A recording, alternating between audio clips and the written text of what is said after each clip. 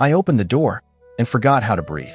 The hallway lights spilled into my penthouse like a quiet accusation, soft gold against polished marble, the kind of calm that comes after a storm you don't talk about. "Room service," she whispered, and the tray in her hands trembled just enough to betray her. Claire Donovan, my ex-wife, standing 2 feet away from me in a maid's uniform like the last 3 years had been erased and rewritten into something I didn't recognize.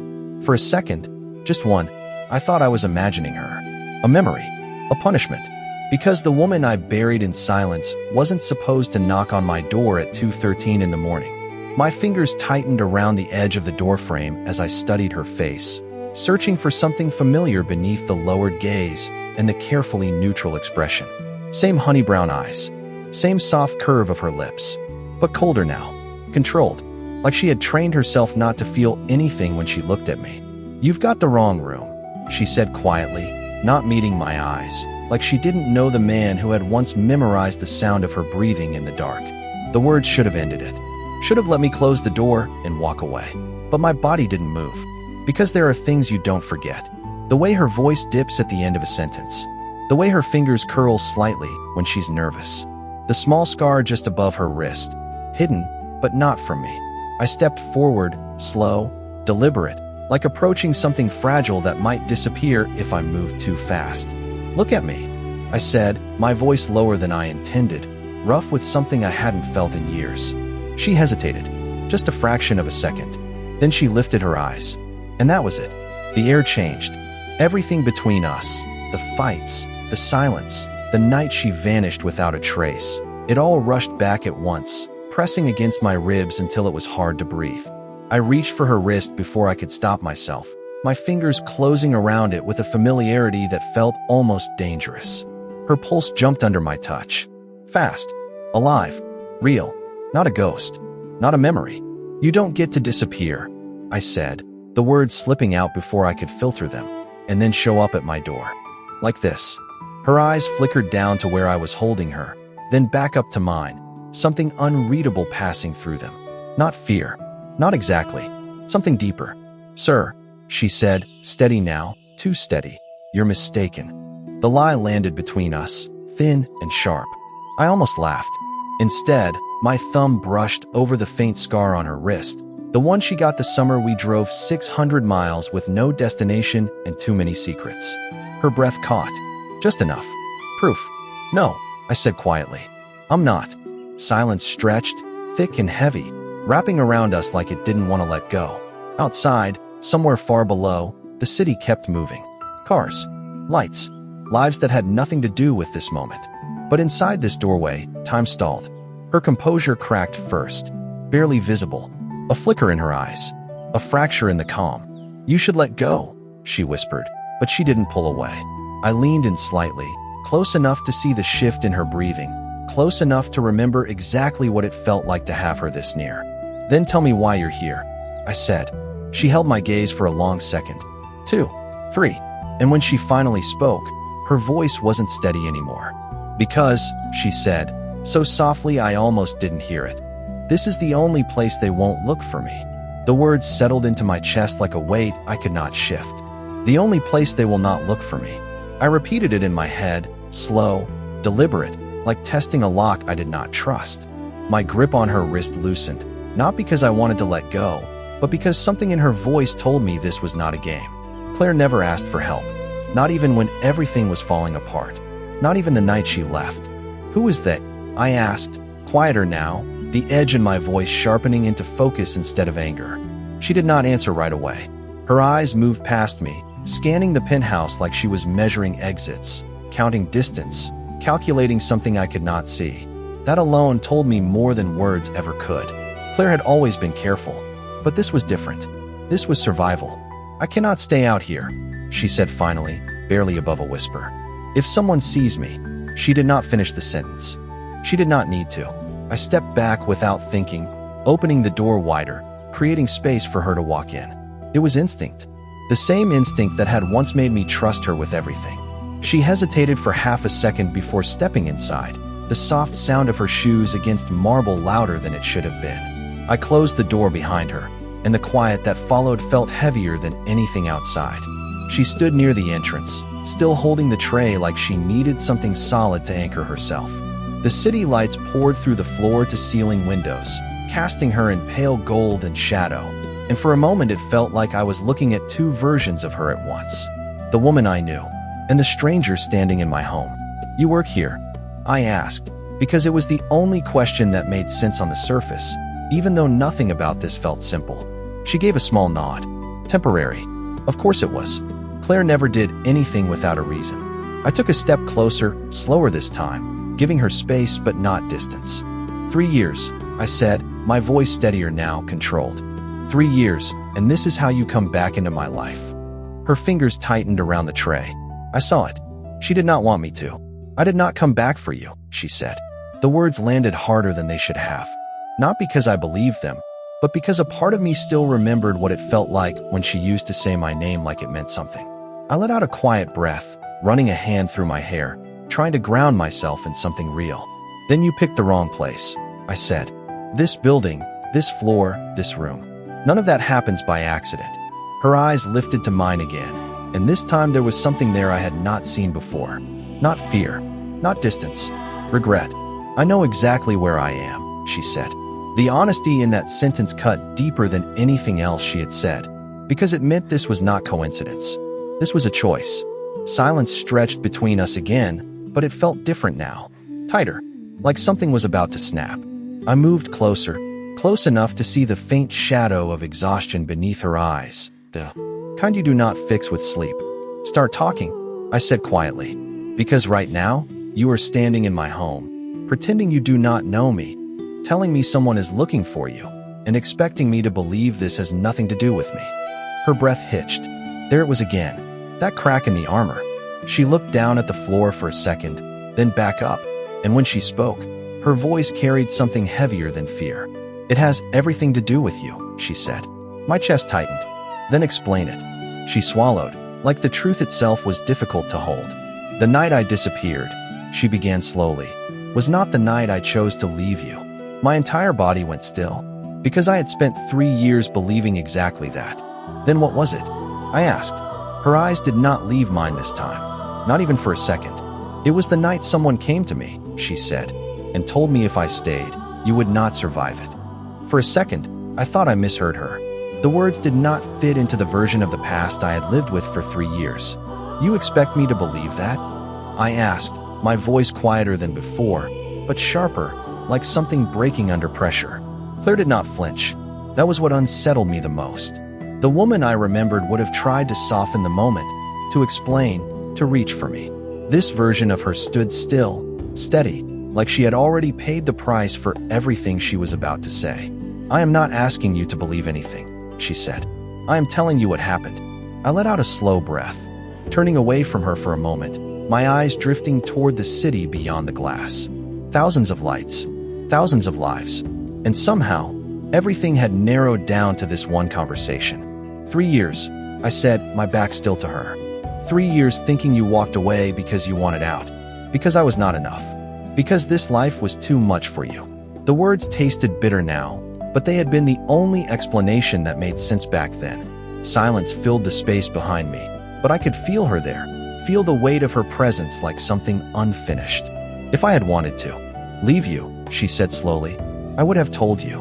That made me turn back, because that part was true. Claire had never been afraid of the truth, not even when it hurt. "Then why not come to me?" I demanded. "Why not tell me someone threatened you? Why disappear without a single word?" Her eyes flickered, just for a second, and that was all I needed to know. This was where the story turned. "Because it was not a threat," she said. "It was proof." The word landed harder than anything else. Proof. Not a warning, not a possibility. Something real, something undeniable. My chest tightened as I took a step closer, searching her face for any sign of doubt. There was none. "What kind of proof?" I asked. Her hand moved slightly, setting the tray down on the console table beside her, like she needed both hands free to carry the weight of this conversation. "They knew things," she said. "Things no one outside your world should know. Your schedules, your meetings, the places you thought were secure." My jaw clenched. That was not information you guessed. That was information you earned. Or stole. And they told you what? I pressed. Claire swallowed, her voice dropping lower, like even the walls might be listening. That if I stayed with you, if I said anything, if I tried to warn you, everything you built would collapse before you even saw it coming. I held her gaze, trying to read between the lines, trying to find the part that did not make sense. So you left, I said. You walked away without giving me a chance to fix it. Her expression shifted then, something breaking through the control she had been holding on to since she stepped inside. There was nothing you could fix, she said, her voice tightening. That was the point. I shook my head slightly, frustration rising under my skin, but it was not the kind that explodes. It was the kind that settles deep, heavy, and unresolved. You decided that for me, I said. You decided I could not handle it. No, she said quickly, stepping closer without realizing it. I decided I would not be the reason you lost everything. The words hung between us, fragile and sharp at the same time. I studied her, really studied her now, and for the first time since she walked through that door, I saw it clearly. The exhaustion, the restraint, the weight of something she had been carrying alone for far too long. And now, I asked quietly, what changed? Her eyes did not waver this time. They found me, she said. A pause, just long enough for the meaning to settle. And this time, she added, her voice barely above a whisper, they are not asking me to leave you. The words did not hit all at once. They settled slowly, like something sinking beneath the surface where it could do more damage. They are not asking me to leave you. I repeated it in my head, trying to understand what that actually meant, but every version of it led somewhere worse. I took another step closer, close enough to see the way her breathing had changed, tighter now, like she was bracing for something. Then what do they want? I asked, my voice low, controlled, the way it always was when things mattered most. Claire did not answer immediately. Her eyes drifted past me again, scanning the room, the windows, the shadows, like she was expecting something to move. That was when I felt it. Not fear, awareness. The kind that comes from knowing you are not the only one watching. I turned slightly, my gaze following hers toward the glass walls that overlooked the city. Nothing. Just lights. Just distance. But it was enough. I shifted my attention back to her. Claire, I said, quieter now, more deliberate. Look at me. She did. And this time, there was no distance left in her expression. Just truth. They want access, she said. The word landed heavy. Too simple for what it carried. My mind moved quickly, connecting pieces, building patterns, eliminating possibilities until only the ones that mattered remained. Through you, I said. She gave a small, almost imperceptible nod. I was close to you once, she said. Closer than anyone else. They know that. I exhaled slowly, the tension in my chest tightening into something sharper. Of course they did. Anyone who had been watching long enough would know exactly where the weakness used to be. And now, I asked, now they think you are still that weakness. Her gaze did not waver. They are wrong. The answer came too fast, too certain. I studied her for a long second, searching for the hesitation that would tell me she did not believe that herself. I did not find it, but that did not mean it was true. You showed up at my door in the middle of the night, I said, pretending to be someone you are not, telling me people are looking for you, and you expect me to believe this has nothing to do with why you are here. Her jaw tightened slightly, not defensive, controlled. I did not come here to use you, she said. I came here because this is the only place they would never expect me to run. I let that settle. It made sense. Too much sense. Because anyone watching would assume she would stay as far away from me as possible.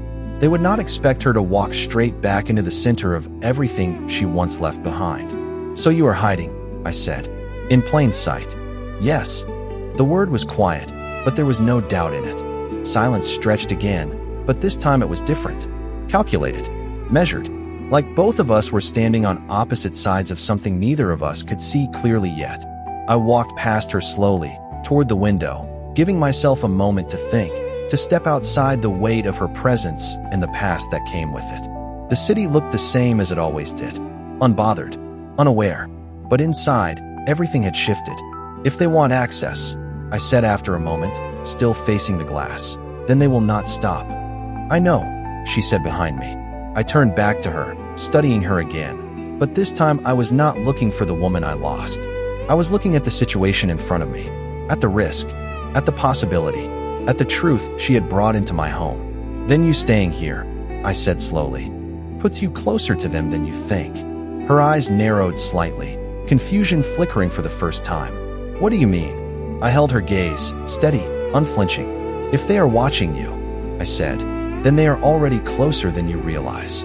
The room went still, completely still, and for the first time since she stepped through that door, Claire did not look like she had a plan.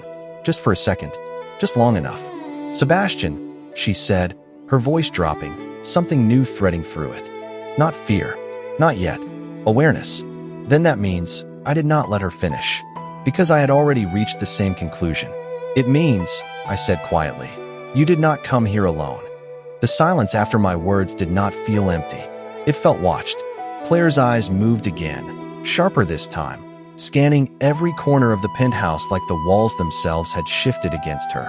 "No," she whispered, almost to herself, shaking her head once like she was trying to reject the idea before it could take hold. I was careful. I changed locations. I never stayed anywhere longer than a week. I stepped closer, slower now, my focus narrowing, instincts taking over where emotion had been leading before. "Careful is not invisible," I said. "Not to the right people." She looked at me then, really looked, and I saw it clearly this time. Not fear, recognition, like she was starting to understand the scale of what she had walked back into. "If they tracked me here," she said quietly, "then they wanted me here." The conclusion landed between us, heavier than anything else we had said so far. I did not answer right away because I was already thinking ahead, already mapping out possibilities, angles, outcomes. Claire had not just returned. She had been guided, positioned, and that meant this was no longer just about her. "What did you bring with you?" I asked suddenly. Her brow furrowed slightly. "What?" "Anything," I said, more focused now. "Bag, phone, anything you have not let out of your sight." She hesitated, then reached into the pocket of her uniform and pulled out a small, simple phone. Not the kind people used every day. Temporary, disposable, smart. "That is it," she said. I held out my hand. "Give it to me." She did not move at first, not out of defiance, out of instinct. 3 years of surviving on her own had taught her not to hand anything over without a reason. I met her gaze, steady. "If they want access, this is the easiest way in." That was enough. She placed the phone in my hand, her fingers brushing mine for half a second longer than necessary. Familiar, unwelcome, unavoidable. I turned it over once, studying it, then walked past her toward the kitchen counter, placing it down carefully like it mattered more than it looked.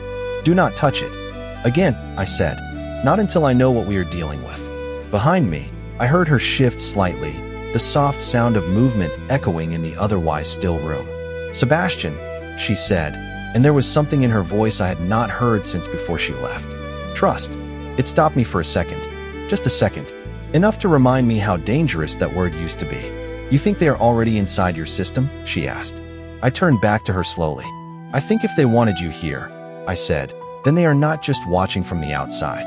Her breath caught, subtle but real. "Then I made it worse," she said, more to herself than to me. "Coming here, I gave them exactly what they wanted." I shook my head once. "No," I said, my voice firm, cutting through that thought before it could settle. "You changed the game." She looked at me, confusion flickering across her expression. "How?" I stepped closer again, closing the distance between us, not as the man she used to know, but as the one she had walked away from. The one who understood how people moved, how power shifted, how control was taken and kept. "Because now I know they are coming," I said, "and I know what they are after." The room felt smaller now, tighter, like everything inside it had sharpened into focus.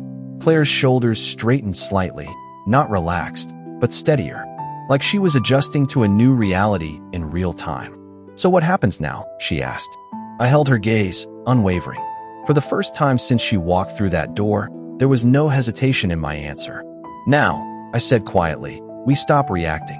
A beat, just long enough for the shift to settle. We make them come to us." Control sounds simple when you say it out loud.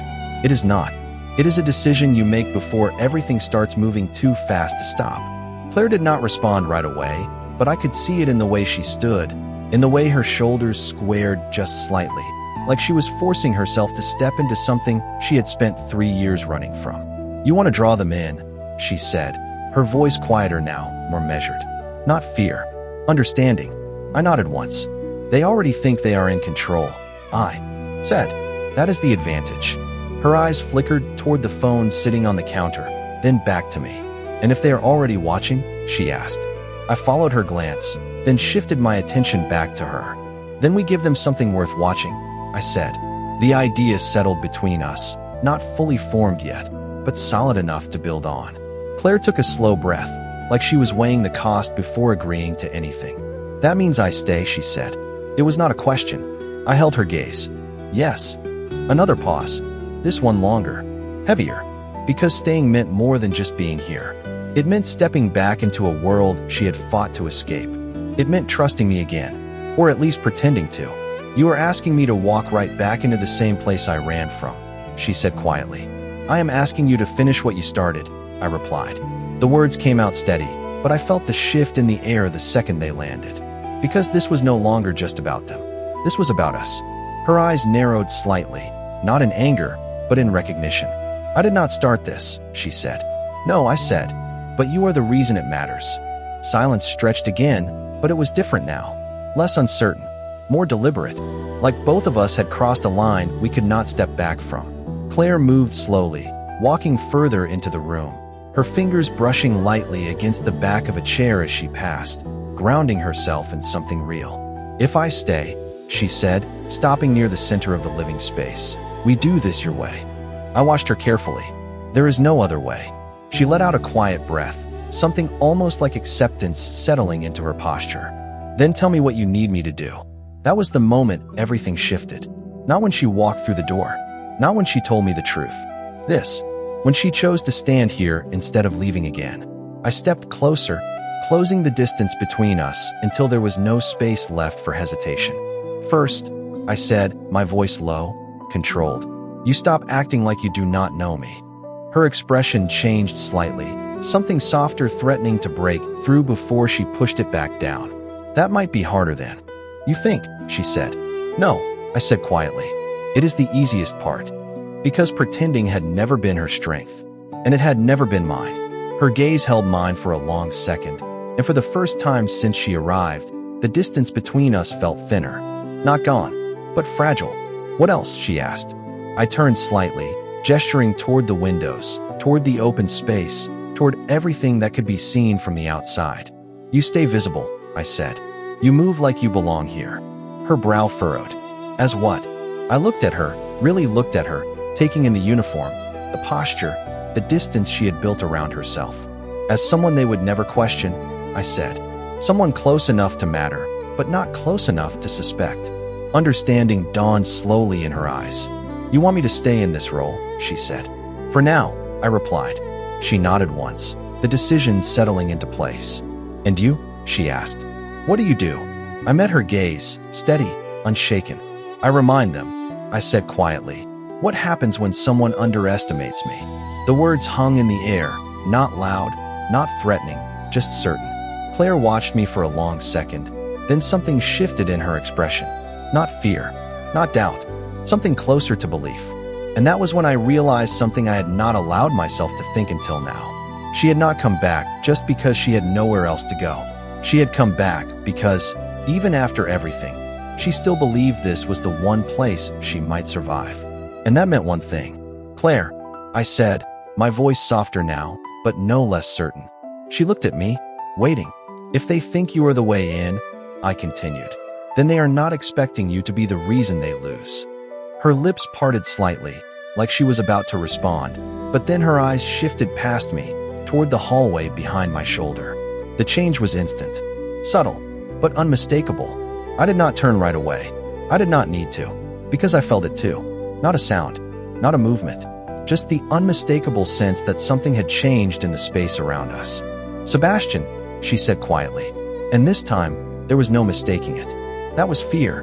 We are not alone. Fear changes the air before anything else moves. It sharpens it, thins it, makes every sound feel louder, even when there is nothing to hear. I did not turn immediately. I did not react the way most people would. Because reacting too fast means you already lost control. Stay where you are, I said quietly, my eyes still on Claire, watching the way her breathing had shifted, the way her focus locked past me toward the hallway. She nodded once, barely noticeable, but enough. Good. She was still listening, still steady enough to follow. I turned then. Slow. Measured. Every movement deliberate. The hallway stretched out exactly the way it always did. Clean lines. Soft lighting. Nothing out of place. But that did not mean empty. It never meant empty. I stepped forward, one step at a time, my attention narrowing, my senses pulling in every detail the space would give me. Behind me, I could feel Claire watching, waiting, trusting me to read what she could not. Halfway down the hall, I stopped. Not because I saw something, because I felt it. That subtle shift again. The kind that does not belong in a controlled environment. The kind that tells you someone else has already been here. Sebastian, Claire's voice came softer this time.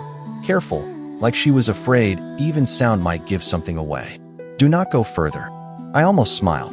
Not because it was funny, because she still thought this was about distance. I turned my head slightly, just enough to catch her in my peripheral vision. If someone is inside, I said quietly, then staying back does not make you safer. Her silence told me she understood that. I took another step forward, then another. The door to my office sat slightly ajar. That was the first real sign. Small, easy to miss if you were not paying attention. But I always closed that door. Always. I stopped in front of it, my hand hovering near the edge without touching it yet. For a moment, everything went still again. Not quiet. Still, like the entire room was waiting to see what I would do next. Then I pushed the door open. Slow. Controlled. The office looked exactly the way I left it. Desk untouched. Screens dark. Nothing moved. Nothing out of place. But the feeling did not go away. If anything, it got stronger. I stepped inside, my eyes scanning every inch. Every reflection. Every surface that could hide something small enough to be missed. Claire moved closer behind me.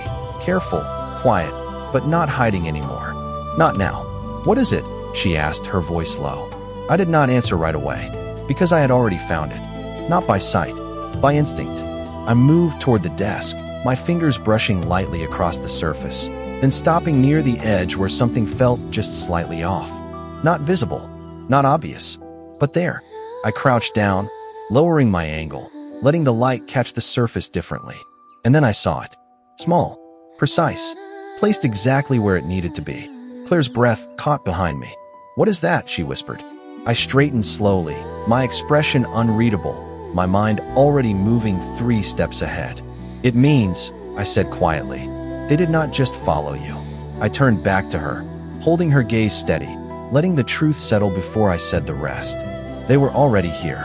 The room seemed to close in around us, not physically, but mentally, like every wall had just shifted closer. Claire's eyes widened, just for a second, the realization hitting harder than anything before it. Then this was never about finding me, she said softly. I shook my head once.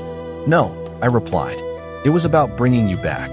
Silence fell again, heavier this time, because now we both understood the same thing at the same time. This was not coincidence. This was not chance. This was a setup. Claire took a small step closer, her voice barely above a whisper. Sebastian, if they planned this, I finished the thought for her, my tone calm, but absolute. Then we are already inside their plan. Being inside someone else's plan is not the same as losing. It just means you stop playing the way they expect. I stood there for a moment, letting the realization settle, not reacting, not rushing, because that was exactly what they would want. Claire was watching me, waiting for something, maybe an answer, maybe reassurance, but this was not the kind of situation where either of those mattered yet. Then we change it, I said finally, my voice calm, steady, like this was something I had already decided. She blinked once, like she was trying to catch up to where my mind had already gone. Change what? She asked. I turned back toward the desk, my eyes resting on the small device we had just found, then shifting slightly to take in the rest of the room, the placement, the angles, the lines of sight. Their expectation, I said. Right now, they think they are watching us react. Adjust. Try to protect what matters. Claire took a small step closer, her arms crossing lightly, not defensive, but grounding. And you do not want to do that. It was not a question. I shook my head once. No, I said. I want them to believe they are winning. The words hung in the air, quiet but deliberate. Claire studied me, her expression shifting slowly as understanding replaced uncertainty. "You want to mislead them," she said. "I want to control what they see," I corrected. There was a difference. A big one. I walked past her, back into the main living space, the city lights stretching endlessly beyond the glass. A reminder that everything outside this room was still moving exactly as it always did. Inside, everything had changed. Claire followed, slower, her steps quieter now, more measured. "If they already have access," she said, "then anything we do here, they will see." I stopped near the center of the room and turned to face her. "Exactly," I said. "So we make sure what they see is exactly what we want them to see." She exhaled softly, the tension in her shoulders easing just slightly, not because the situation had improved, but because it had direction now. "And what is that?" she asked. I held her gaze, steady. "That you came back because you had nowhere else to go," I said. "That you were desperate. That you were looking for protection." Her expression tightened slightly. "That part is not entirely false." I stepped closer, just enough to lower my voice without losing control. "It does not have to be false," I said. "It just has to be incomplete." She understood that immediately. I saw it in the way her posture shifted again, not defensive, not uncertain, but intentional, like she was stepping into a role she had not played in a long time. "And you?" she asked. "What do they see from you?" I did not hesitate. "They see a man who is distracted," I said. "A man who lets his past get in the way of his judgment." Her eyes flickered, something personal cutting through. "The strategy for just a second. You are going to let them think that I am your weakness," she said quietly. I did not look away. "They already believe that," I replied. "We just give them proof." The silence that followed was different from the ones before. Not heavy, not uncertain, focused. Claire nodded slowly, like she was accepting something she had already known deep down. "Then we give them exactly what they expect," she said, "until they stop looking deeper." I watched her for a long second, taking in the shift, the strength that had always been there, just buried under everything that had happened. "No," I said quietly. She frowned slightly. "No." I stepped closer, closing the distance again, my voice dropping just enough to make the words land differently. "We give them more than they expect," I said. "We give them something they cannot ignore." Her breath caught, just slightly, her eyes searching mine for the meaning behind that. "And what is that?" she asked. I held her gaze, steady, certain. "We give them a reason to come out of hiding," I said. The room went still again, but this time it was not because of fear. It was because of what came next. Claire's lips parted slightly, like she was about to ask another question, but then something shifted in her expression, something sharp and sudden. Her eyes moved past me again, but this time it was not toward the hallway. It was toward the window. I did not turn immediately. I did not need to, because I felt it again. That same shift, that same presence. Closer now, watching. "Sebastian," she said, her voice barely a whisper. And this time, there was no delay in my response. I turned toward the glass, and that was when I saw it. Not a person, not a movement, just a reflection that did not belong, standing exactly where nothing should have been. Reflections do not lie, but they do not explain themselves either. I stood still, my eyes fixed on the glass, on the faint outline that should not have been there. It was subtle, almost invisible if you were not looking for it. But I was, always. The shape did not move, but it existed just enough to confirm what I already knew. We were no longer preparing for something. We were already inside it. "Do not react," I said quietly, my voice low enough that it would not carry, but steady enough for Claire to hear. Behind me, I felt her presence shift, not closer, not further, just more aware. "I see it," she whispered. Her voice was controlled, but I could hear the tension beneath it, the effort it took not to turn, not to search for what she had already sensed. Good. She was learning. Fast. I took a slow breath, letting my posture remain unchanged, letting the reflection believe it had not been noticed. That was the first rule. If they think you see them, they change. If they think you do not, they reveal more than they intend. "They want confirmation," I said quietly. "That you are here. That you came to me." Claire's voice came softer this time. "And now they have it." I nodded slightly, just enough to acknowledge the truth without giving anything away. "Yes," I said. "Now we give them the rest." The words hung between us, deliberate, controlled, like everything else from this point forward had to be. I shifted my weight slightly, turning just enough to face her without breaking the line of sight with the glass completely. "Walk toward me," I said, slow, like nothing is wrong. There was a brief pause. Not hesitation, calculation. Then she moved. Each step measured, her expression calm, her eyes no longer searching, no longer uncertain. By the time she reached me, she looked exactly like someone who belonged there, someone who had never left. I reached for her then, not abruptly, not forcefully, just enough for it to look natural. Familiar. My hand rested lightly at her waist, guiding her closer, closing the distance in a way that would be visible from exactly the angle they were watching. Her breath caught, just slightly, but she did not pull away. She understood. "They need a reason to believe this is real," I murmured, just loud enough for her to hear. Her eyes lifted to mine, something shifting in them, something that was not entirely strategy. "And what if it is?" she asked softly. The question landed deeper than it should have. For a second, just one, everything else faded. The plan, the threat, the past, all of it. But I did not let it show. I could not. Not now. "Then they will make a mistake," I said quietly. "Because people stop thinking clearly when they believe they already understand the story." Her gaze held mine, searching, like she was trying to find the line between what was real and what we were pretending to be. I did not give her an answer. Instead, I shifted slightly, turning us just enough so that the reflection in the glass would see exactly what it needed to see. Proximity, familiarity, connection, the one thing they believed they could use. Claire's hand lifted slowly, resting against my chest, her fingers curling slightly into the fabric of my shirt, not forced, not staged, just real enough to blur the line. And that was when the reflection moved. Not much, just enough to confirm presence, enough to confirm attention, enough to confirm interest. I watched it without reacting, without breaking the moment we had created. "They are closer than we thought," Claire whispered. I nodded once, my focus never leaving the glass. "Good," I said. The word was quiet, but absolute, because closer meant visible, and visible meant vulnerable. The room felt smaller now, tighter, like everything had narrowed down to this single moment. This single exchange, this single decision. Claire's fingers tightened slightly against me, not out of fear, but awareness. She felt it too. The shift, the change, the moment where everything could turn. "Sebastian," she said softly, her voice carrying something new. Not fear, not doubt, something else. Something that did not belong to the plan. I finally looked down at her, breaking my focus from the glass for the first time. "What?" I asked quietly. Her eyes held mine, steady, certain, like she had already crossed a line she could not step back from. "If this is a game," she said, her voice barely above a whisper, "then we are not the only ones who know how it ends." The words settled between us, heavier than anything before them.